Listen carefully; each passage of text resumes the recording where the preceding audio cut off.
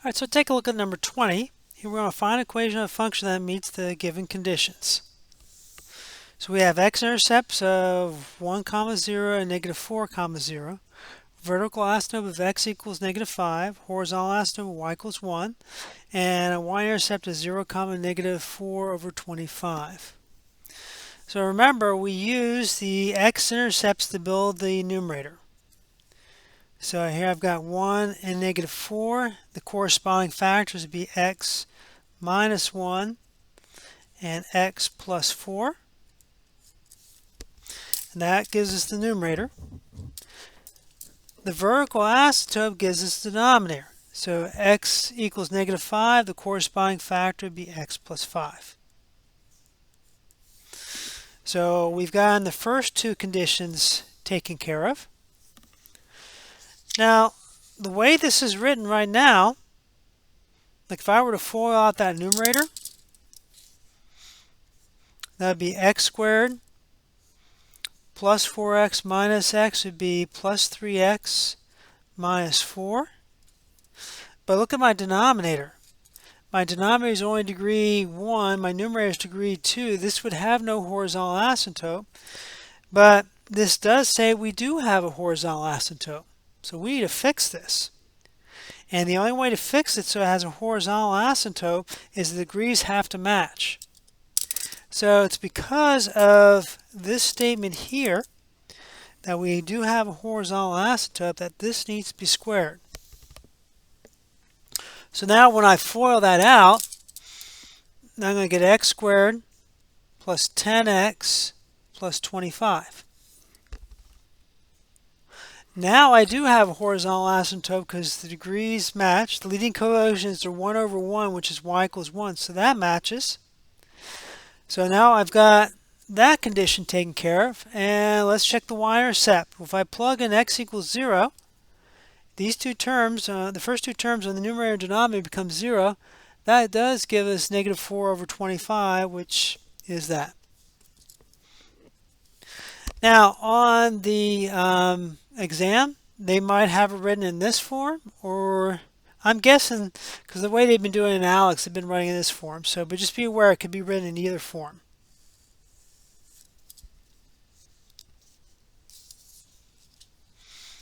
Let's go to the next one. So here we want to explain how the domain and range of a one-to-one function and its inverse are related. Well, remember, the domain and range are switched around. So the domain of a one-to-one function is the same as the range of its inverse.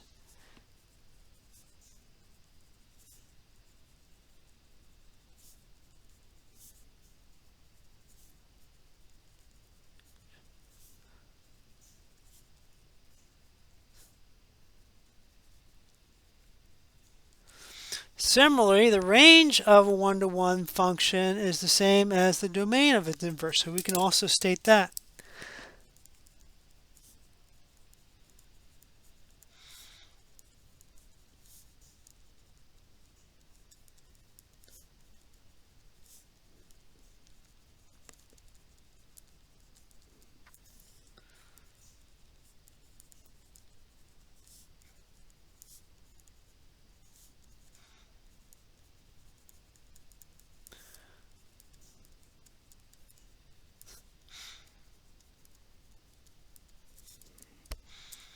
Okay, a lot of writing on that one. Let's take a look at number 22. We want to complete the table to determine the effect of the number of compounding periods when computing interest. Suppose 17,000 vested at 3.8 interest for 10 years.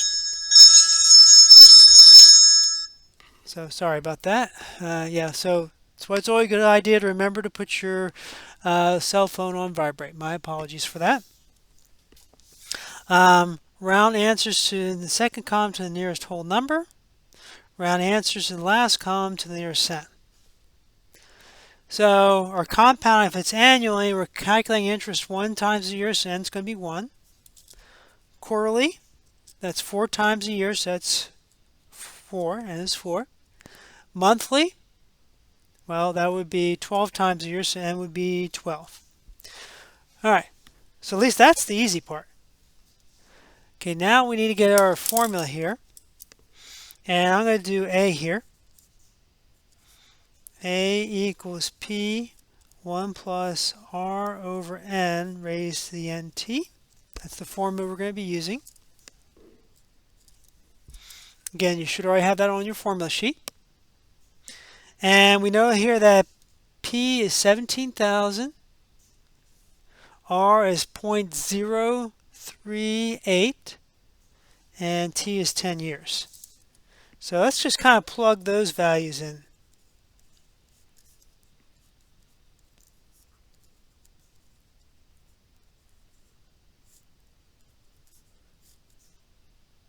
I guess that would be 10n if we plug it in. So the only thing we're changing each time is n, at least until we get up to part E. But for A, B, C, and D, it's all the same thing.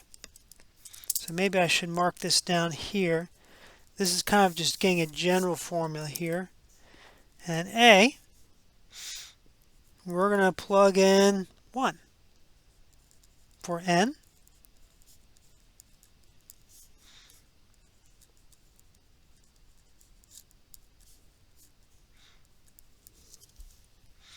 For part B, we're going to plug in 4 for n.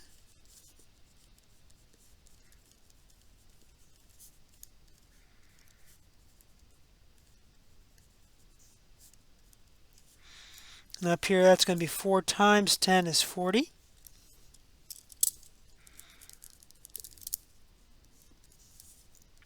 Part C, we're going to be plugging in 12.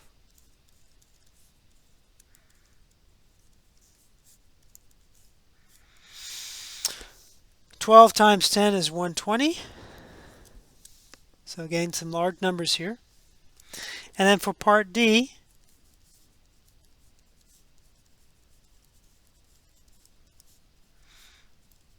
we're going to be plugging in 365. 365 times 10 is 3,650.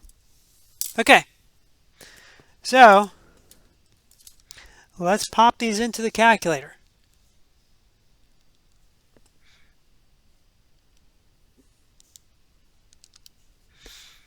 So we've got 17,000. 1 plus fraction key 0.038 over 1 caret 10. I'm going to put 10 times. Well, just put 10. Yeah, that's fine. So hit enter. And they said to go ahead and round this to the nearest cent, so we'll call it $24,684.39.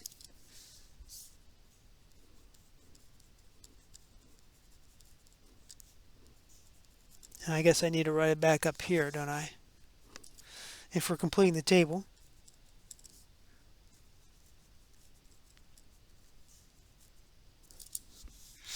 Now I'm doing the same thing for B, but everything, I'm just changing the 1 to a 4 and the 10 to a 40. So let me grab that. Make that a 4. Make that a 4. Hit enter. Okay, so that's $24,814.29. So I'll put it here, and I'll also put it up here.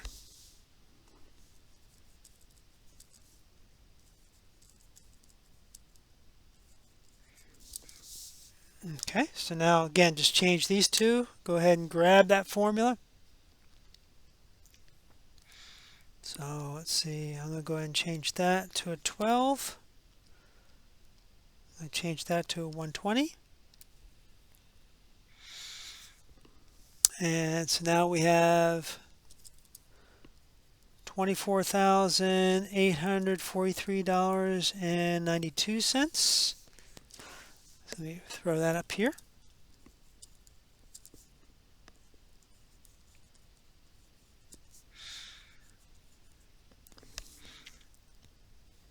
All right, let's do 365.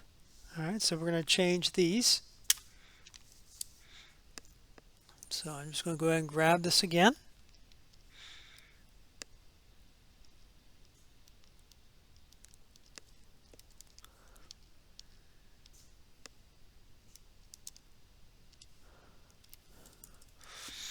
So that's $24,858. Should be an 8, sorry. And 35 cents. And let me pop it up here. Now I'm assuming on the final exam that they will not make you do all these calculations. You'll have to do calculations for one of them, would be my guess. And again, if you're off by a penny, go with the answer that's closest to your answer.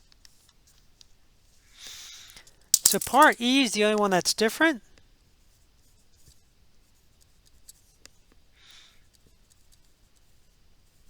Here we're going to use an e to the RT formula.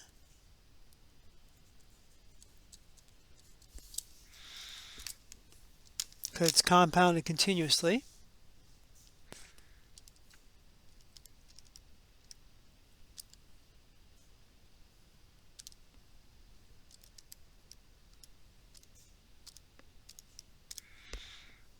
And then we hit enter.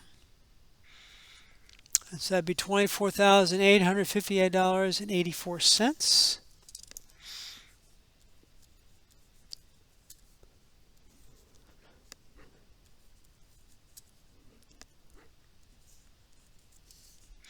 And let's put it at that period.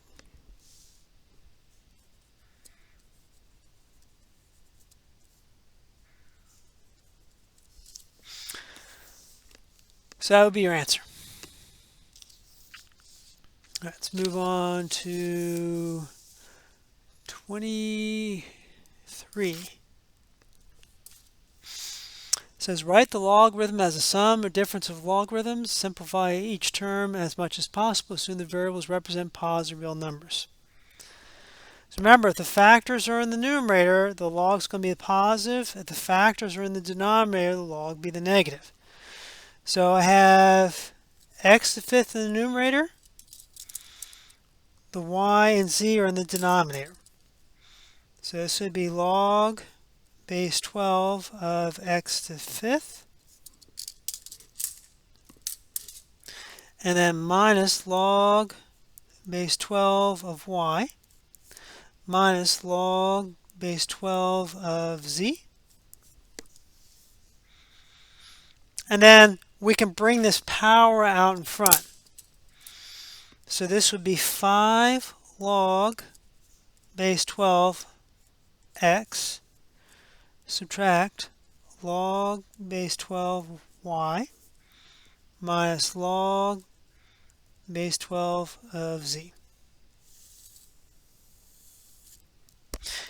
For those who are taking my class, you know I much prefer putting parentheses here, but I'm giving way to the textbook, particularly for the multiple choice answer.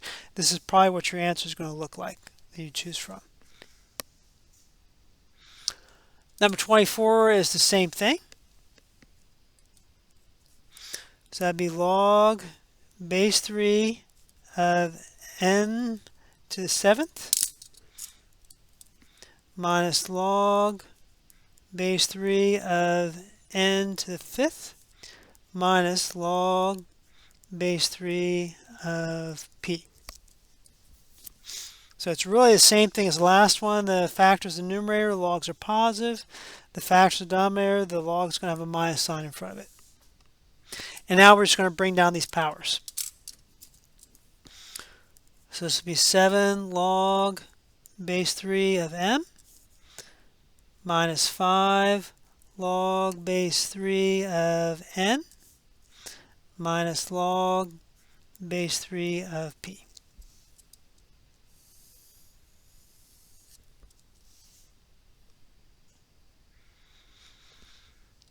All right, let's try number 25. So here we want to use the fact that exponential functions are 1-to-1. If I look at 64, 64 is 4 times 4 times 4. So that's going to be 4 to the third power.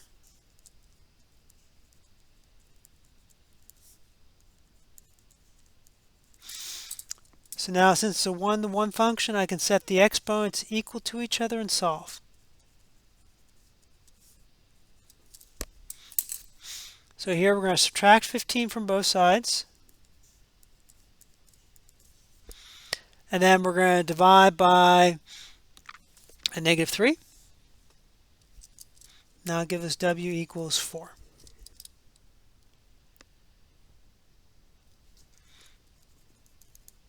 We don't need to worry about checking it because the domain for exponential functions are all real numbers, so I don't have to worry about getting a fake or extraneous solutions.